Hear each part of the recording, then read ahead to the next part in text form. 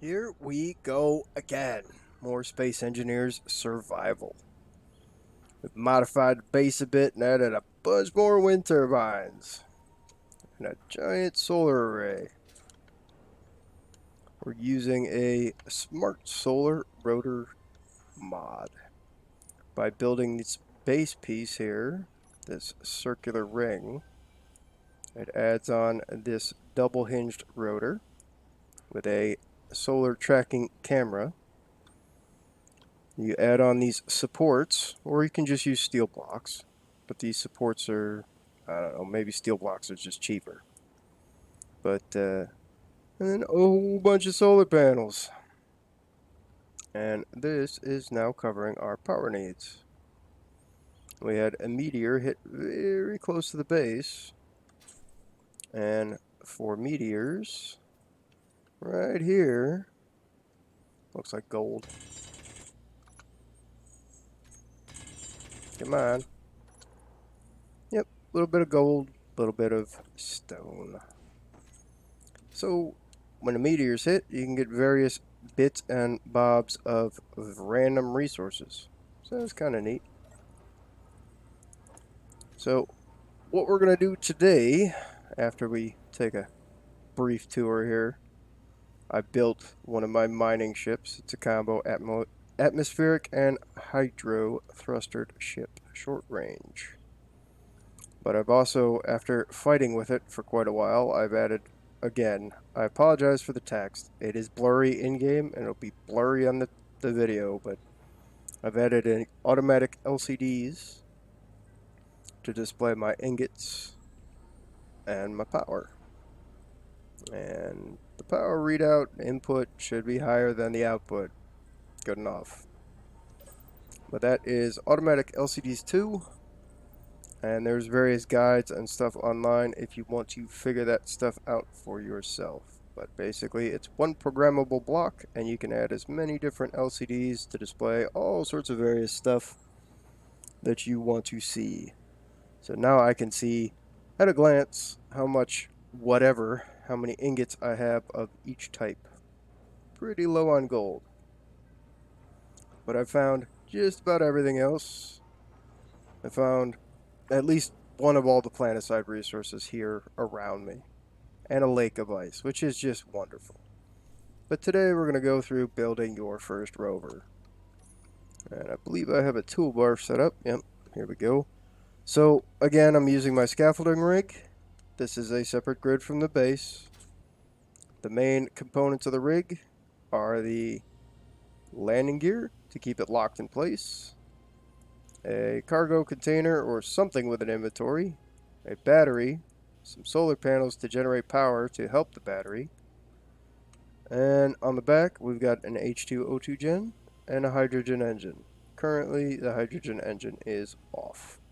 The engine is to help assist the solar panels and the battery in charging other batteries on the rover. So what we're going to start with, you can start with whatever you want. I'm just going to start with the cockpit. Come on, there we go. And I'm going to use the build and repair systems that we've set up in the previous video to help build everything. I've also made some Gatling guns and got some magnesium and made some ammos, so they will now target the meteors that get in range of the base. I had this one hit real close to the base with just one Gatling gun, so I added a second one. And I reconfigured the solar array, or the wind turbines, moved them over so I could fit the solar array. Anyways, back to the rover. So we're going to make the cockpit. The cockpit has a single connector on the front, which I've covered up. You can add drills and stuff too, or whatever. And it's got two small connectors on the back and a large connector on the bottom. So the next step, what I normally do, is I start with a H2O2 gen. H2O2 gen has a pair of smalls or one large. So you can position it with the two smalls on the back of the cockpit, or if you want to, you can position it underneath the cockpit. we're going to try and make this a little simpler. So we're going to attach it to the back of the cockpit with the two smalls. Alright. I'm missing something, of course. So we'll grab another bar. And we need a medium cargo container.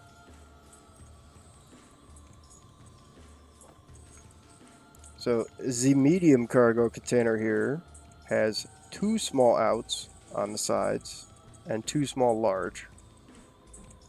So usually you want to, once you start a chain of larges, you want to keep the large to large connections. You cannot do small to large. So we're going to position that as so. And go back to our previous bar. Yeah, previous bar. So right now we have no power. We have hydrogen and oxygen generation. We have a control. We have storage. So you can also add, if you want to, a mobile respawn point and manufacturing facility in the survival kit.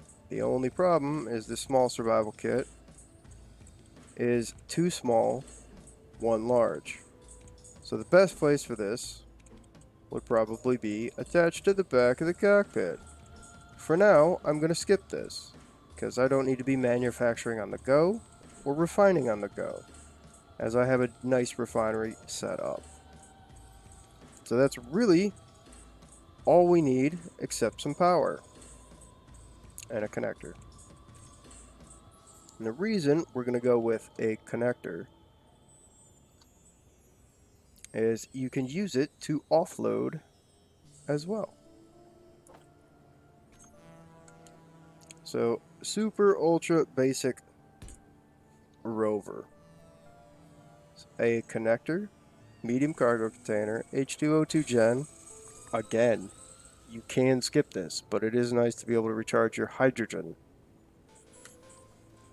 And we're going to position two batteries on the bottom. Maybe. If I could line them up just right.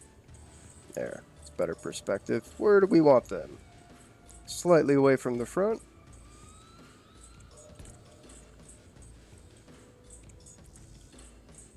Oh, come on. There we go. Two batteries.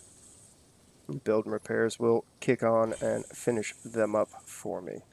And like I said, you could take the H2O2 and you can slap it to the bottom of the cockpit here. It's just totally preference based. If you wanted to get like build and repairs in here or the survival kit in here, that's definitely the way to do it.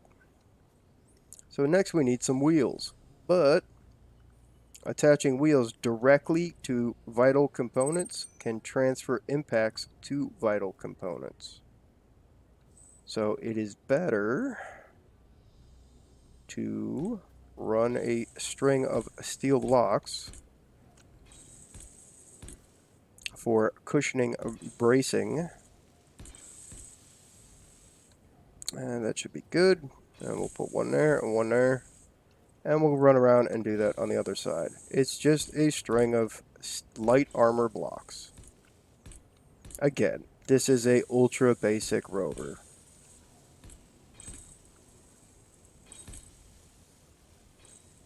Now, you can put the battery on the back or on the top, but the reason I put them on the bottom is they are usually the heaviest bits.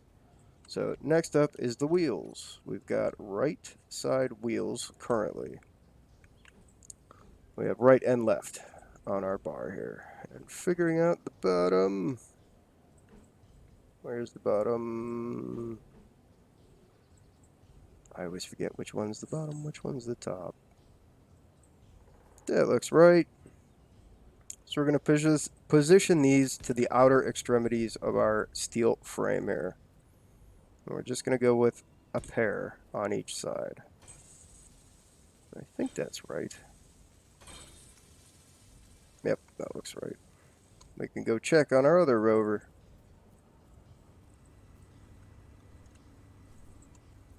Yep, Good to go. So we're going to swap to the left wheels and attempt to do the same thing.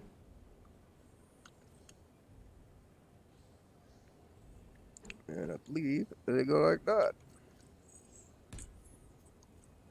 Now, I built this too low, looks like, to add the wheels,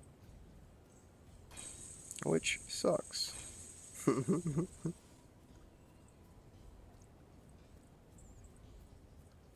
But there you have it. Ultra basic Rover. If you ever need to add a wheel, like one of your wheels explodes and falls off, you go in here to the control panel and you go to wheels, and there is an add wheel button. You can just select them all and go add wheels. And at least one of our wheels is good enough, so we could try to add them all by adjusting the height offset slider.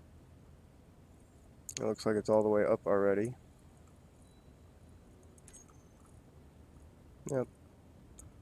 Oh wells.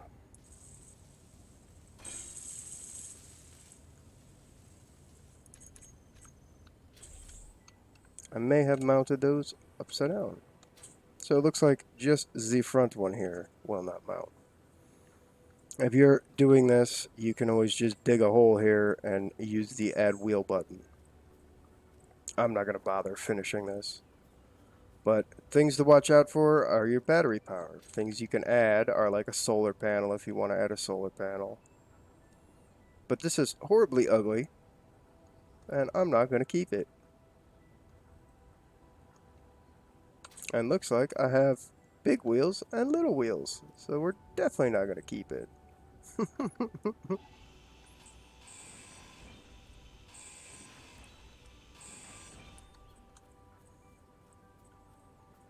That's the right, so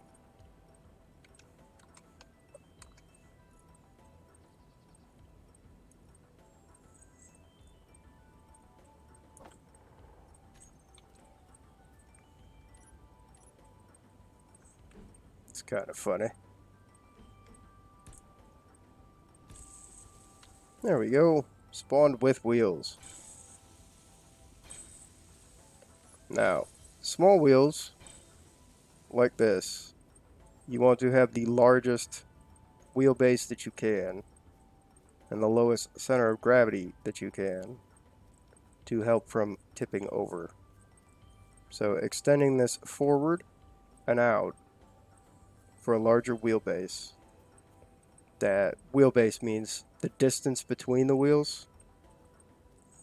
So extending this out to another, I don't know, 3 or 4 blocks and then putting the wheels on. And again, towards the back, another 2 or 3 past the back of your vehicle so that your gravity, the center of gravity in your vehicle has longer travel to the edge of your wheels.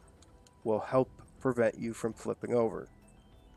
Similar to what I've done on my truck back here. Doesn't quite follow that rule in the back, but in the front, you can see the cockpit and most of the weight is way behind the front wheels.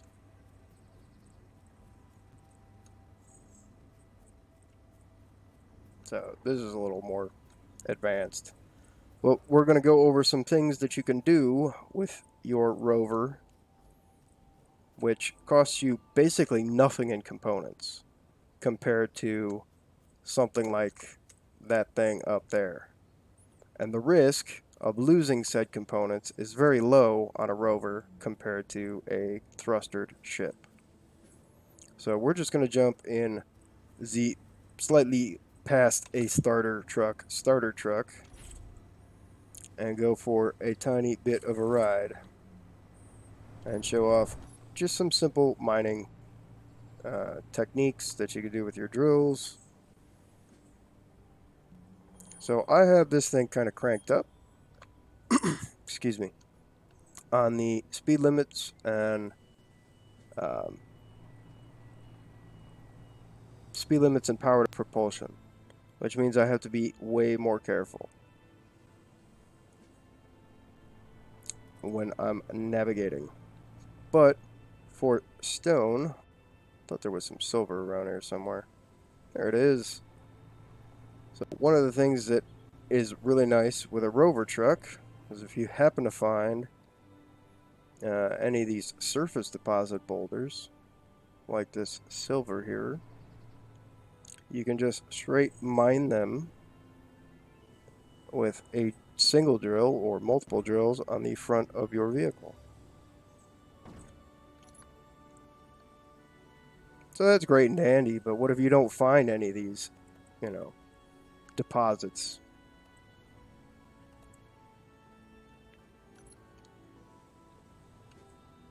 What else can you do with the old Rover here?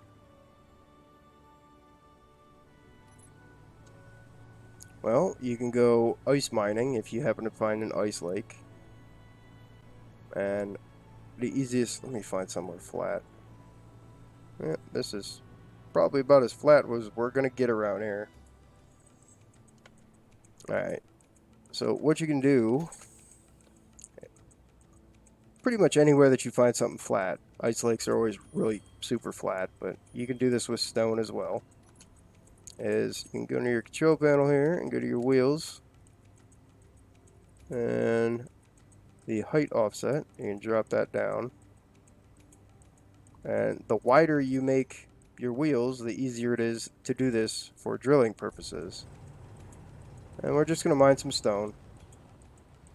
But we are not going to go forward. We're just going to creep backwards.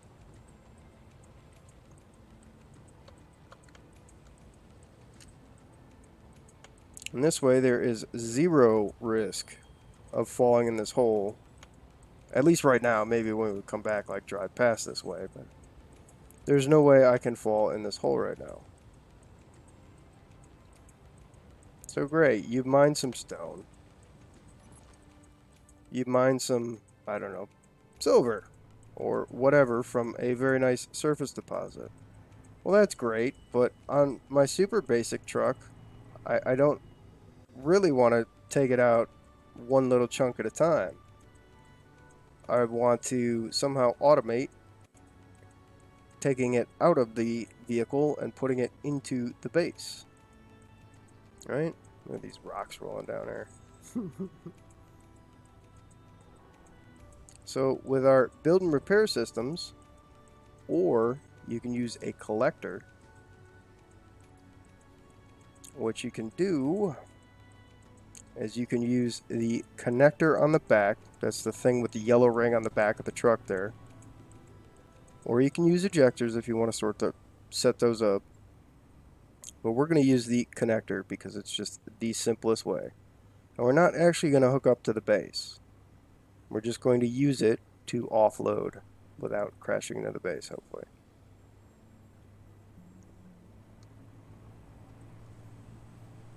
So these six-wheeled Rovers tend to slow down a lot when they turn. So let's just say, for the sake of argument, park, get out. For the sake of argument, let's just say that this is a collector, similar to what we have set up downstairs for mining iron. Ugh. This thing. So how this thing works, if you missed it, is, let me turn on my headlights, is when you mine stiff,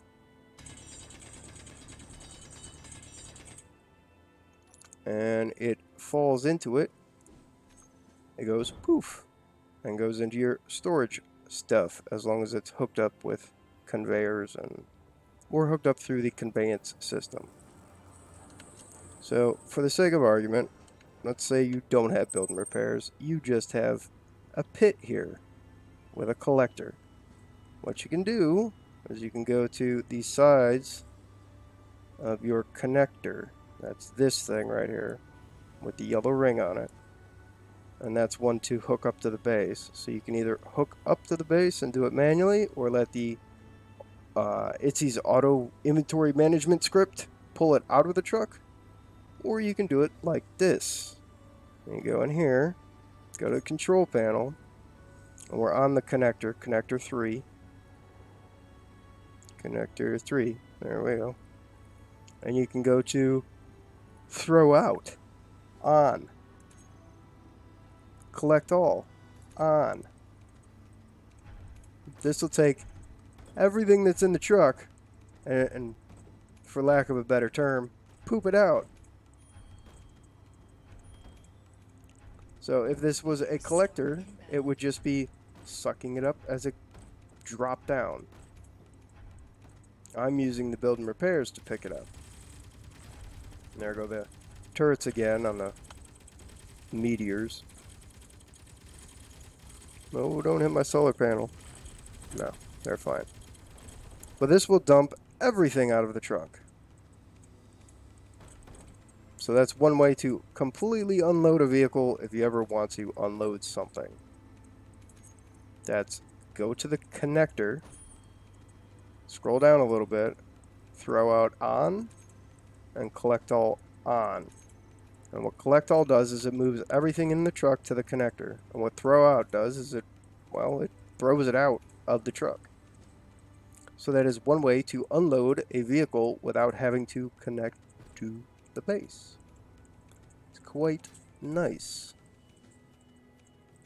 And after a bit of setup and some of our stuff rolling away there.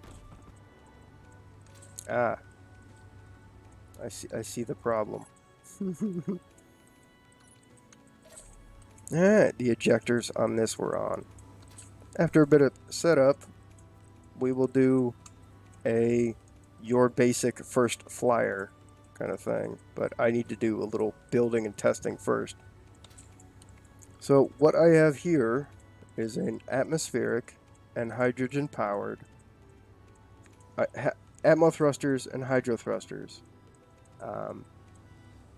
atmospheric miner. This thing has at least 3 hydrogen thrusters in each direction except for forward. Don't need a whole lot of forward thrust on a miner. You need a whole lot of reverse and a whole lot of lifting force. You don't need a lot of down force. Now, when you're designing a flying ship, you want to position your thrusters just like your wheels farther towards the outsides.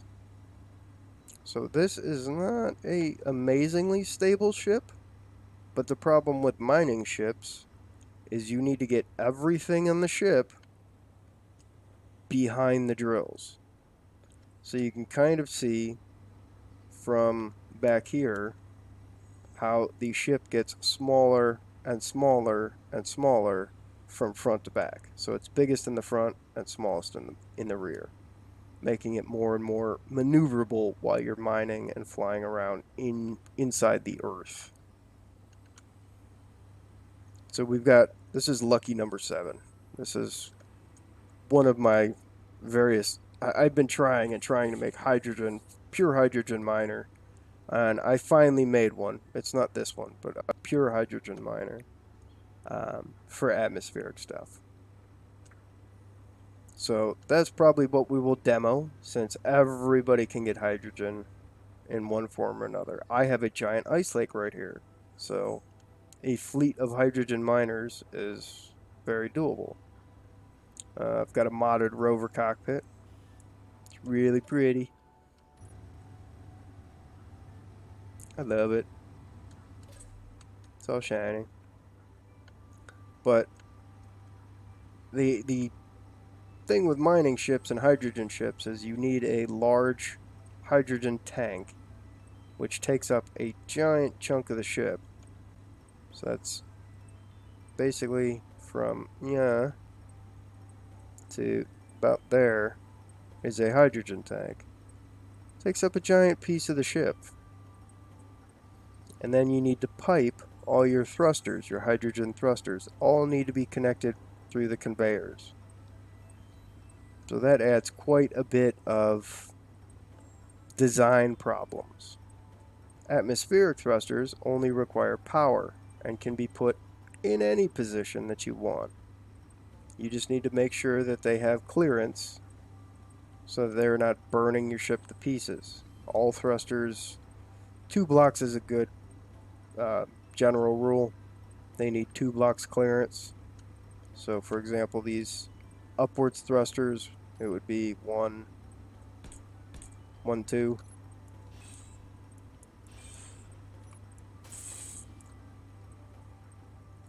So we're going to show this sucker off just a little bit. So this is kind of, I don't want to say cutting edge, but it's just on the edge of being able to fly when it's unloaded. It can fly around for a bit just on its atmospheric thrusters. So I can turn off all the hydrogen thrusters. Those are the yellow ones. And save a bit of power. It has 2 batteries. Currently it's having a bit of battery problem issues. It says 2 hours, but that won't last long. Because once you start maneuvering and using all your different thrusters, you start using more and more power. So the atmospherics are currently holding this up completely. And we are going to go and just scoop a little ice. We have made some serious holes here. And when we need more power, we can turn our hydrogen thrusters on. You can see some of my ice patterns here on the various little divots and whatnot from mining ice with the truck. So we're just going to head over here where we already have a hole in the ice.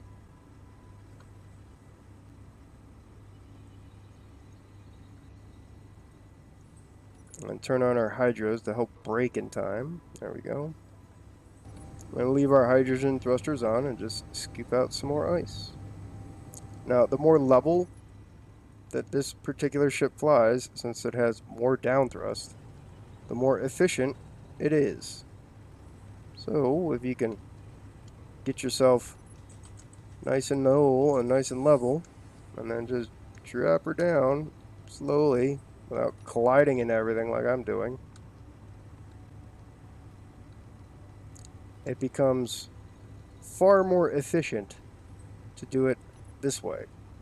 We can even turn our hydrogen thrusters off for a little bit. And just mine a little bit of ice. So obviously, once you've reached this point, and you have a flying ship to mine with, mining becomes less of an issue and is vastly sped up. So some of our other solutions, like collectors... Turn off drills, thank you. Some of our other solutions, like collectors or build and repair systems with wind turbines and refineries, little outposts like this, have become less and less useful. Excuse me. But we have mined quite a bit here.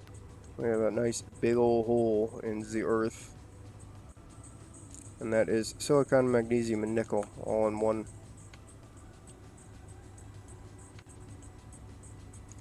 But the problem with hydrogen-powered ships, and especially on Earth planets, stupid trees.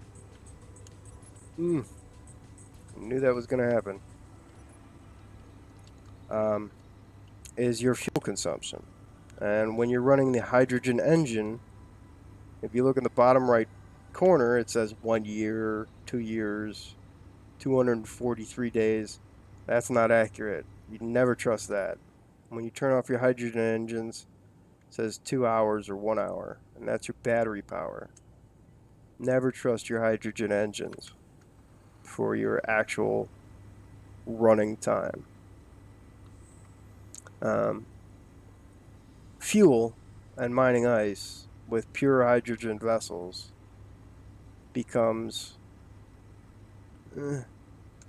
it can become a nasty loop, where you're barely getting enough ice to refill your vessels, or if you're running your base off hydrogen engines,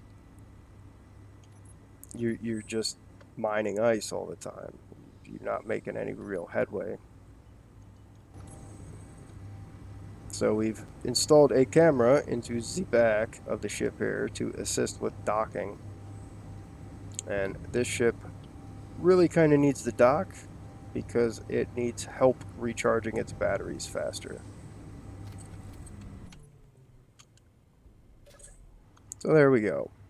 Leave her on and running. We have lots of ice now. I don't have it on any of my displays, but we have plenty of ice. So that's a basic rover. How to mine some stone or surface deposits with said basic rover. How to unload a basic rover. And a demo of a flying mining vessel, which makes rover mining look stupid. It does. Rover mining is it's not very good. So that's about all I got for today.